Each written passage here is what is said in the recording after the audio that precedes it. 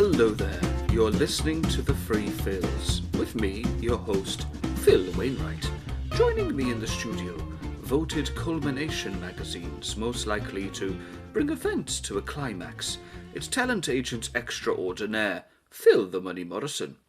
And of course we will have former football manager and big personality, Big Phil Philson. As a result of recent events, he will be joining us on a secure phone line from an undisclosed prison. A lot has taken place on the Free Phils since we've started the show, and much of what has taken place has been traumatising for those involved. As such, the topic for today's show of Season 2 will be moving on. I am moving on from my firstborn son, who was handed over to the shit smugglers in a shitty deal. Big Phil Philson has been locked away in prison, and Phil the Money Morrison saw a slight downturn in his income. So we've all decided to move on. Phil the Money Morrison, please tell us your thoughts about putting the past behind us and moving on. Absolutely, Mr. Wainwright. It'll be my pleasure to get to the point for you. It's great to be back in the studio, Phil. Back in the studio where I can do some good for the people. Sometimes, Mr. Wainwright, you just gotta move on. I can't be any more clear about that. Sometimes a man, well, he just gotta move on. It brings to mind the time that a client of mine, a famous athlete that I shall not name, came to me in confidence, Phil. He said, that client came to me, he said, Phil the Money Morrison, I'm in a barnyard full of trouble. I've been accused of doping, Phil. The press have found out, my wife's leaving me, somebody planted the cocaine in my vehicle. The cops found it and have hauled me in, Phil. I need help. Now, I was the best man at this guy's wedding, so not only is he my client, Phil, but he is my friend. So I stepped up. I said, my friend, you gotta move on, so I no longer represent you as your talent agent. I'm gonna need to take your car as down payment for my exit fees, and that will allow you to move on to bigger and better things. You can thank me later for all this, buddy, but right now, you just gotta move on. Within a week, that guy lost everything, so I decided I was gonna have to step up again, and I decided I would take up with his wife. I married his wife and started raising his children in an effort to help him move on. But after a week or so, Phil, I became bored. One of the kids was a real know-it-all, and so I decided it was best for everybody if I were to just move on. So I threw them out the house, and while they were knocking on the door talking some nonsense about torrential rain, I had time to think. And I recalled that the cocaine they found in my client's vehicle was almost certainly my leftovers from my New Year's Eve blowout. But I could have came forward and told everybody about the whole thing, but really I decided it was better that we all just move on.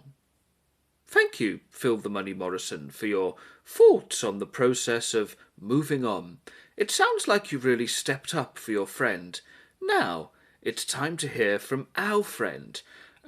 Big Phil Philson is calling in from his prison. So, Big Phil Philson, how are things going over there in the prison? Hello, Duck. Yeah, things are going pretty well, Mr. Wainwright. Things are going pretty well, Duck, all things considered. I would prefer not to be incarcerated, Duck, and to still have my freedom, but I can still get access to some pretty good gravy. So it could be worse, through the back channels, I can get access to gravy, Duck. I see, Big Phil Philson. How long do you expect to serve in this prison? Well, Duck, I have to serve 2 months, so it's a fairly long stretch if you ask me, just for emotionally aggravated seat sniffing. I did plead guilty to that, Duck, because, I had to, really, but there was something in the report about kidnapping and gunplay, and no one could really remember anything about that, Duck. The prosecution had to ask me. They said, Big Phil Philson, have you been doing any gunplay? Have you been doing any kidnapping, lad? And I said, look, Duck, I'll be honest with you, I can't remember. And so the case then focused solely around the allegations of seat sniffing. And I was banned to rats as far as that were concerned, Duck, because I were caught with back seat in my back pocket, weren't I? I had back seat in my back pocket, so I was banged to rat when it come to the seat sniffing, like, you know. But what can you do? OK, thank you for the update, Big Phil Philson. I have to say I do vaguely recall an incident where you stole a man and engaged in some gunplay with the police. But in the interest of moving on, what else can you tell us about life behind bars? How will you move on when you're free? OK, Duck, well look, despite being incarcerated, you can still have some fun, like. I told you about the gravy, didn't I? You know, I can still get gravy. And there's a lot of practical jokes going on as well, lad, I can tell you that much. We got some right cheeky lads in here. My first day in here, I went to take a shower, as you do, you know. And I made my way down, and on the way making my way down, I see a fellow prisoner, and I made a little joke, you know, to the fellow prisoner. I said, "Here, Duck, when you go asleep, I'm gonna fucking do you. I'm gonna kill you. I'm gonna get you in your sleep." You know, just a little joke, just like banter, you know, like lads do, sort of thing. Trying to make friends and all that. And, you know, made me way down to shower, didn't I, Duck? And I'm doing my whole routine in the shower. I've got my gravy shampoo. It's good for minerals and all that. Doing the whole routine. In walks this lad, that prisoner that I just did joke to, with 7 of his mates, and it turns out they're practical jokers as well, because one of them's walked right up to me, and he says, "You don't mess with us," and he's plunged a knife right into my shoulder, torn all through cartilage and all that, gone right deep into my shoulder, cheeky lad. One of his other mates has got this homemade shiv, and he started shivving up my penis area, you know, my blessed micro-peenie, started shivving the thing up. And then they all just kick the daylights out of me, so they certainly like a bit of a joke, they do. Doctor said to me, said Big Phil Philson, it's caused disfiguration to your already extremely disfigured penis area, Duck. So they're very cheeky lads, but you know I like a practical joke, don't you, Mr. Wainwright? And I'm always going to give back as good as I get, so I know these lads, right? They don't have a sweet tooth at all, Mr. Wainwright. I can't stress that enough, you know. They don't like a lot of sugar in their tea or coffee, you know. So, when they're not looking, I've been sneaking in an extra couple of sachets, and you can see 'em all drinking tea, drinking coffee, going, "Oh, that's a bit sweet, that. I don't even know if they know it's me yet, but I always give as good as I get, as I say." Thank you, Big Phil Philson.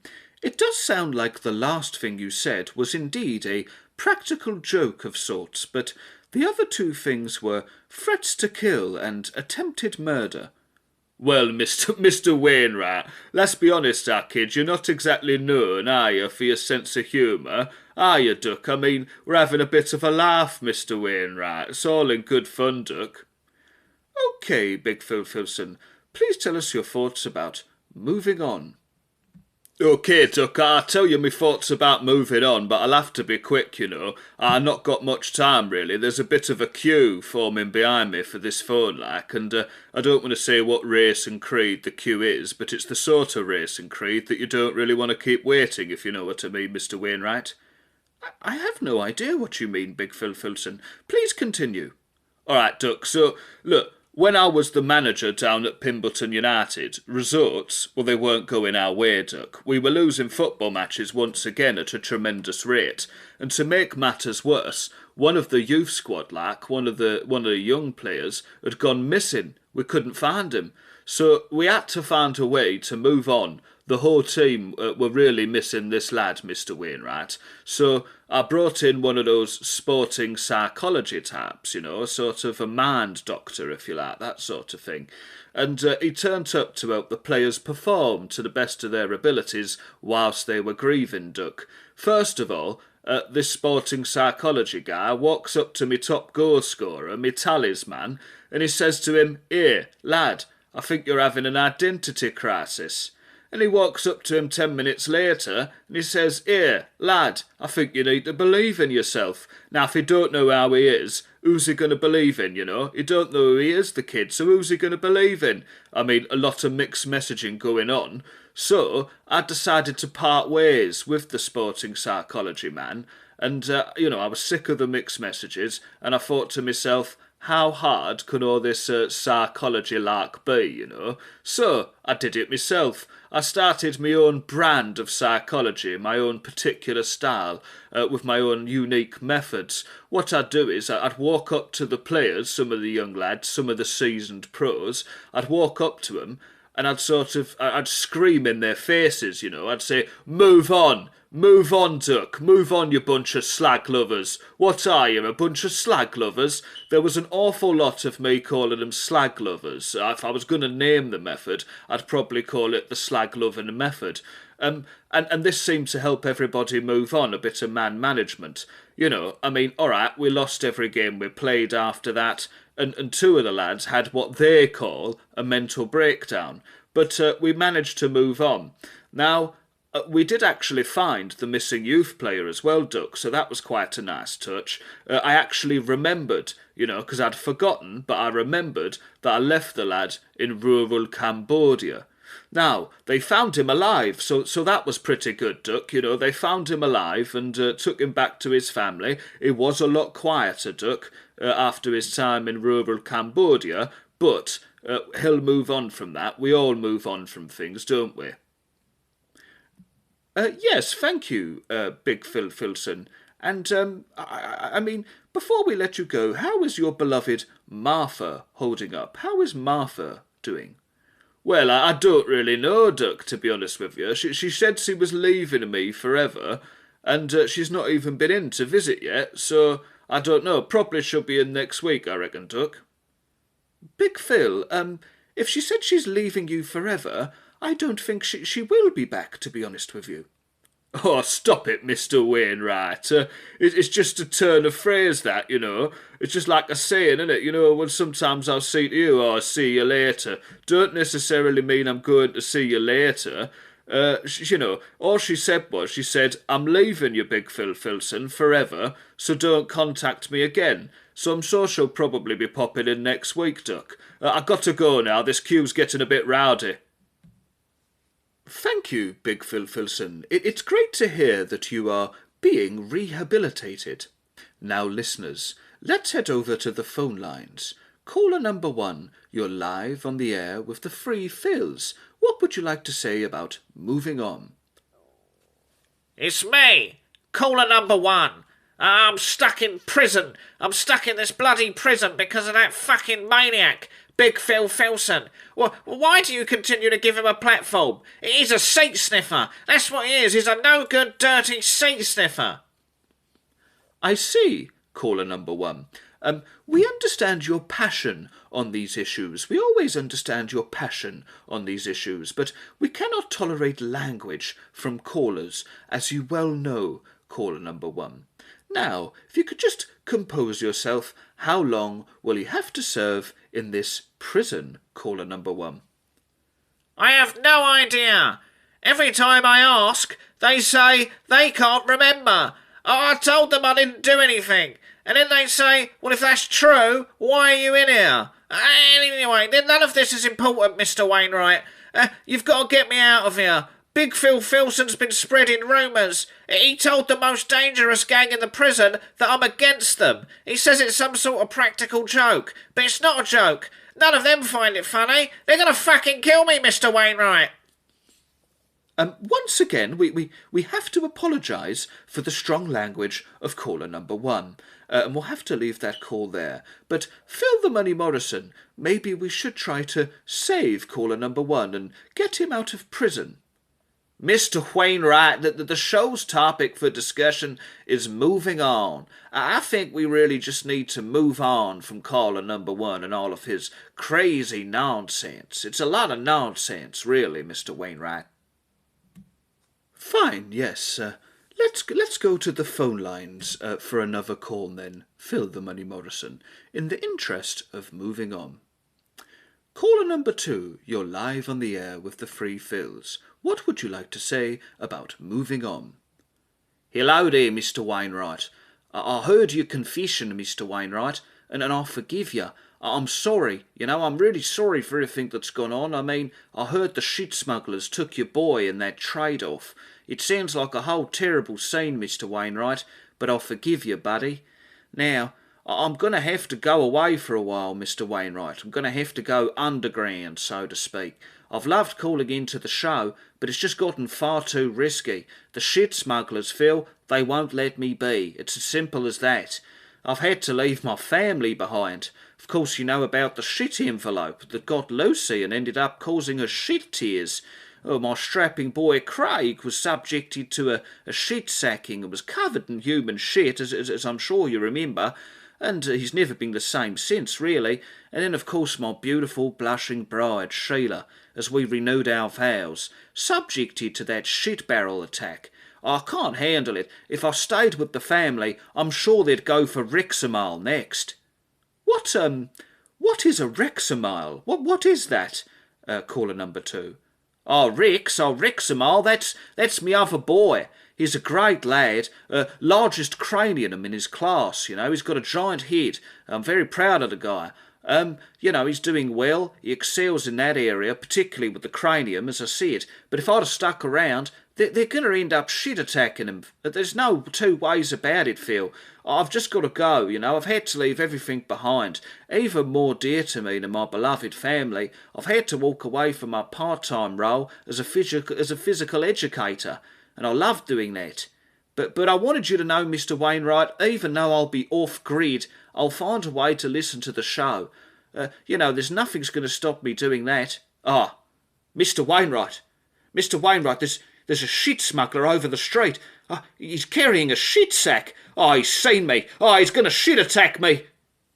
We seem to have lost caller number 2. Before we go, we have time to read the news, I believe, and then we can all just move on. But let's go and read the news. Home is where the heart is. A statement that turned out to be true when a practicing surgeon took his work home with him, leaving a patient's heart and pancreas under a sofa cushion. When asked for comment, the surgeon had this to say: "Whilst I was grief-stricken to hear that the patient lost his life due to my own logistical error, I believe, now that a week has passed, we can look back and have a good laugh." So, there we have it. Sometimes we just have to have a sense of humour about these things.